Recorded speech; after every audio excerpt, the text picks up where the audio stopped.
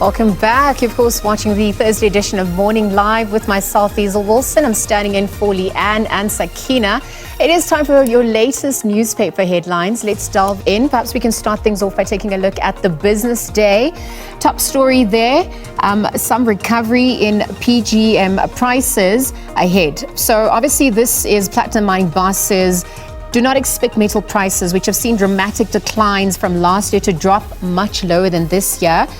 We do know that the miners agree that the metal prices are due for a recovery after a severe decline in 2023. So there is some good news on that front. Perhaps staying with the business day, we're also looking at state mortuaries in a disgusting condition. That's just under that top story there. It's partially due to inadequate infrastructure and maintenance, which has been blamed for the environment that has traumatized families. Families are still not gotten closure. We're looking at some of the state mortuaries. We know that half of South Africa's state-owned mortuaries have not met inspection standards. So it's really just bringing to the fore the grim conditions under which staff have to conduct the autopsies, and also, just add some relief to families of those who have passed away. Let's take a look now at the Star. More headlines. Zuma to keep his presidential perks when becoming MP. So that, of course, just following the MK party's electoral court win. That case allows the former president to contest elections.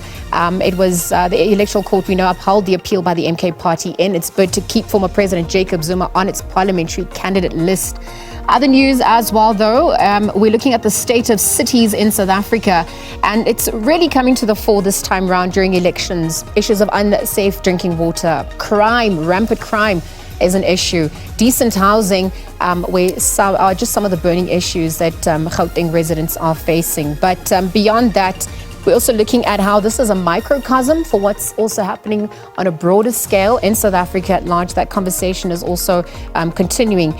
Do perhaps also share with us some of the issues that you've noticed this time around, some of the stories you'd also like us to focus on the SABC. But as we now turn our attention to other stories, The Citizen coming to the fore. That's our next paper on your screens. Dead but not forgotten. We do know that the e-toll, the bull, it's not going to be going away. Some reprieve e-tolls have been scrapped, but we do know that government says those who stole old bulls will have to pay up.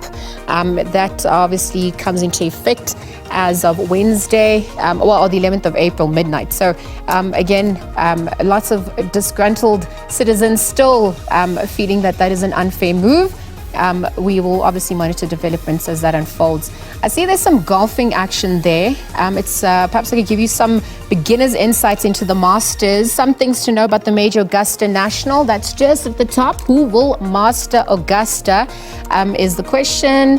We're looking at how that's also going to impact the fraternity of golf. 11th of April, we know that John Ram, the defending champion, Rory McIlroy, they will attempt to complete their career's Grand Slam, and Tiger Woods is also set to feature once again.